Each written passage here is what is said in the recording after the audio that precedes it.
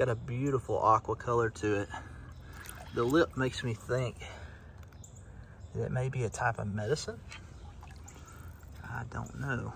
Let's find out together. Oh, not a medicine. Heck yeah. What is up, guys, and welcome back to the channel. If you're new here, my name is Brandon, and today we're going to be heading out to do a little bit of mudlarking in a ghost town. This town is completely gone. Even the foundations are gone.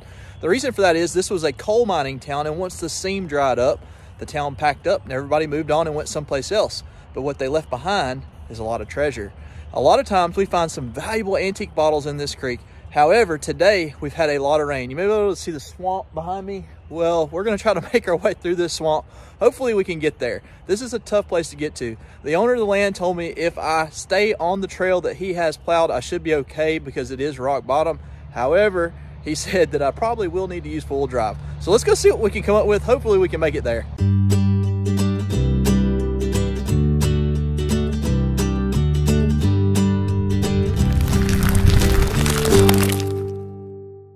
So this is the main trail. This is where I'm headed. And just walking, my boot completely disappeared. I'm not completely sold on it. I'm kind of wondering if I should go over there or to this side over there. He said there are barbed wire fences that are down though, and the last thing I want to do is pop my tires on the four-wheeler kind of out here in the backwoods. So I guess I'm just going to wing it. Let's see if we can make it.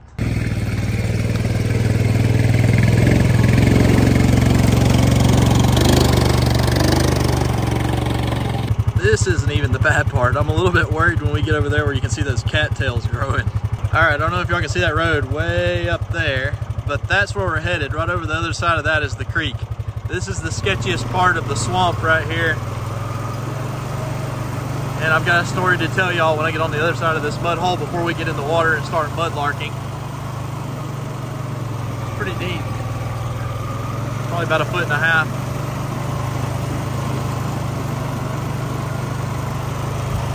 I think I'm gonna go through the cattails.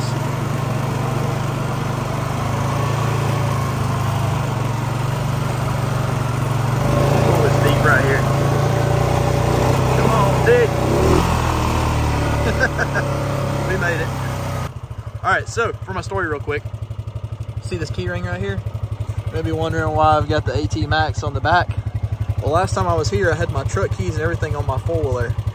And I went through that mud hole right there a little bit too fast, and apparently my key ring, being cheap, I lost my truck keys, the alarm remote, the house keys, and my wife's car keys all at one time. And they're not the cheap keys, these are the ones that have the chip in them. So I lost like $200 in car keys. So I'm gonna try to find those car keys in that mud back there today, here in just a minute too.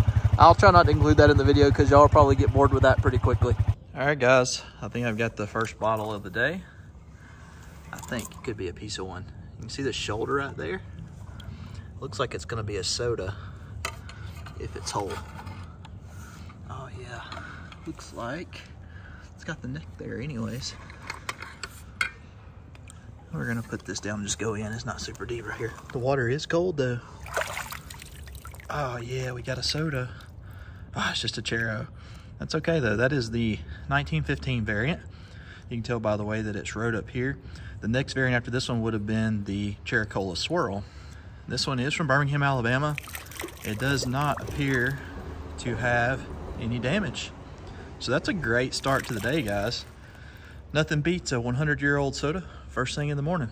Let's keep going, see what else we can come up with. When you're walking a creek, this right here is the kind of stuff you want to see. You want to see old bricks entangled into the side of the bank like that, because that means that somebody at one point in time was dumping trash right off the side of this bank.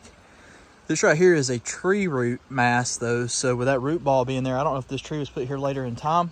However, I am seeing a pretty good bit of glass in this little stretch of the creek. I've never walked this part. The sun is not being very helpful today.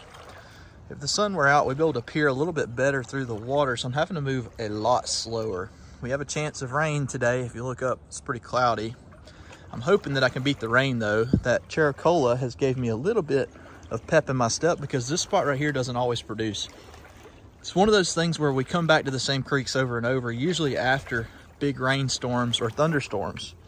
When we do that, what happens is the rain will cause major amounts of erosion either in the banks or it will turn the bottom of the creek up. When it does that, we have seen as much as 5 to 6 foot of this silt be moved from one side of the creek to the other, which uncovers the bottles. The bottles that were buried are usually very clean. The ones that were not buried, that have been here for a very long time, usually have a bit of moss or funny color to them. Is that a bottle? That looks like something right there. It's gonna be a hobble skirt.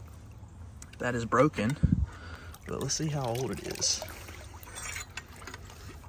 It's gonna be modern. See the ACL or the applied color label?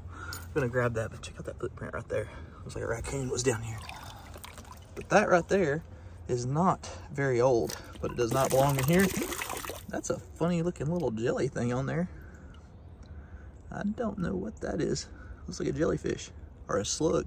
A lot better than a leech, I'll tell you that much. Holy moly, this is pretty right here with the rocks. Very, very clean water, aside from the glass and the litter. It's hard to tell, but that's about 2 or 3 foot deep right there. Nice little swimming hole. So as I'm walking along, right past that broken Coke bottle is a nice debossed brick. Oh, it's cracked on the side over here. That'll be a good one to cut. I'm not gonna carry it up creek because it's so heavy, but what I will do is whenever I walk back down, I will grab it. Right here, I'm starting to see a lot more trash. So I'm hopeful there'll be at least a couple more antique bottles in here. Maybe a couple that we haven't found in a while. We have found a hutch in here in the past, so that is a possibility. Just gotta really look hard. The silt this time of year is so funny after the rains. It will settle back on top of the bottles. It's an interesting looking little bottle. Oh, that was a surprise. That would have been an Art Deco bottle from Birmingham, which you can tell by looking right there. But this would have had an embossed lion on the side of it. I wish that would have been whole. That would have been a cool bottle to find. I think I've only ever found 1 or 2 of those in the past. Though they are considered common, it's not one that you find every day. All right, guys. Looks like I got a heel to a bottle right here and a nice piece of porcelain right up there. I can't tell if this is going to be amber or not. If it's amber, it could just be a beer bottle. But let's get it out together at the same time. Oh, it is a beer bottle, but that's an oldie right there. You can tell by the top. It's not amber colored. That's that moss I was talking about from it being baked in the sun. It must have got washed out from the last time we were here. SB&G Co. If I remember right, these guys went out of business in about 1903. So you're talking about at least a 120-year-old beer bottle right here. Nothing embossed other than the bottom, but that's a pretty cool find, guys. And it definitely means that there's new stuff here since the last time. Between the Chericola and this, I'm very hopeful that we're gonna find a hutch someplace right up in there. All right, guys, I'm not for sure on this one right here. It's not a hutch, but it looks older. It's got a beautiful aqua color to it. The lip makes me think that it may be a type of medicine. I don't know. Let's find out together. Oh, not a medicine. Heck yeah. That's one of those round bottom bottles. Oh. Is it a Birch's? No, it's a Ross's. So that's a Ross's Belfast bottle.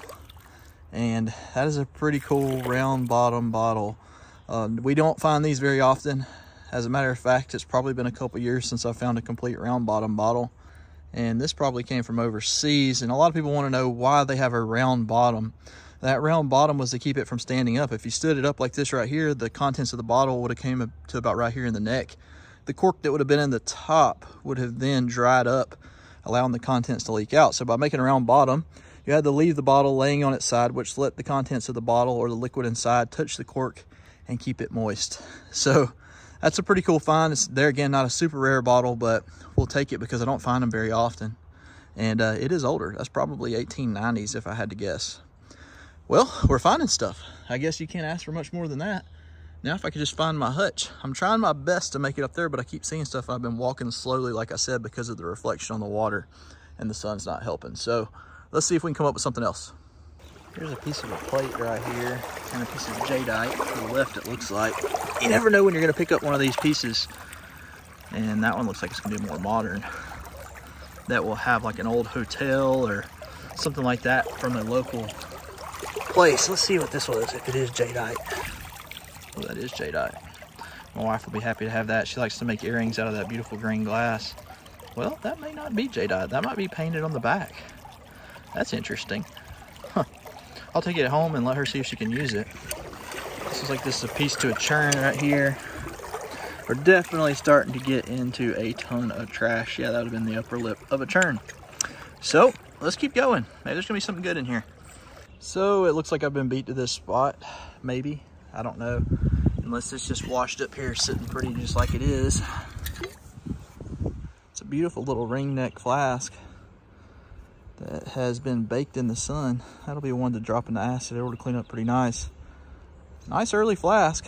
I can't imagine why somebody would leave that behind. Doesn't have any lip damage or anything. Unless they just didn't want it because it was a slick. I do see a piece to what appears to be a soda right here. Let's take a look at it together. That would have been a nice Pioneer. Broke a little bit too low to make a good whiskey glass out of. So there's stuff here. Maybe, sorta. You can tell that the creek's widened out now, so we're gonna go as far as we can before this rain starts. Just picked up this tray right here. I can't tell how old it is. It may be more modern. I know my wife has one that's similar to this that has glass in the bottom, like a mirror. This one right here looks like it may be a little bit newer. Starting to run into a lot more glass. There's an insulator. That's not a super old one. But I did find a piece to a Grappico back there from the 20s and another old soda bottle piece. So it is continuing. Just a different stretch of the creek that I've never been in. Usually I stop a little bit short of here. So I'm kind of hopeful. You never know. And that's why I'm walking it today. Until you walk a stretch. I'm going to walk it and see if anything whole comes out. There's a ton of rocks though, so stuff's been pretty obliterated. But let's find out together. All right, guys, it's starting to rain a little bit on us. I'm gonna have to hurry up and get out of here, but I want to do a quick wrap up for y'all. Definitely the final of the day is going to be this Ross's Belfast. I'm very excited to have it. It's going to be something that I'll tumble and it will look really good after it's tumbled and cleaned up. There is no visible cracks or chips or anything like that. I did get this other beer right here. It could be as early as the 1880s with that top, but if I had to guess, it's probably between 1890 and 1902. We did get the 1915 Chericola over here. It's got a little bit more rock rash, but that's okay. It's still an early Cola Wars bottle, and I will take it. And we did get a slick flask. I wish it would have had a dispensary or a town name, but you can't always pick what you're going to find. So overall, I think we had a pretty good day. If you're new to the channel, please be sure that you're subscribed, and we'll catch you guys in next week's adventure.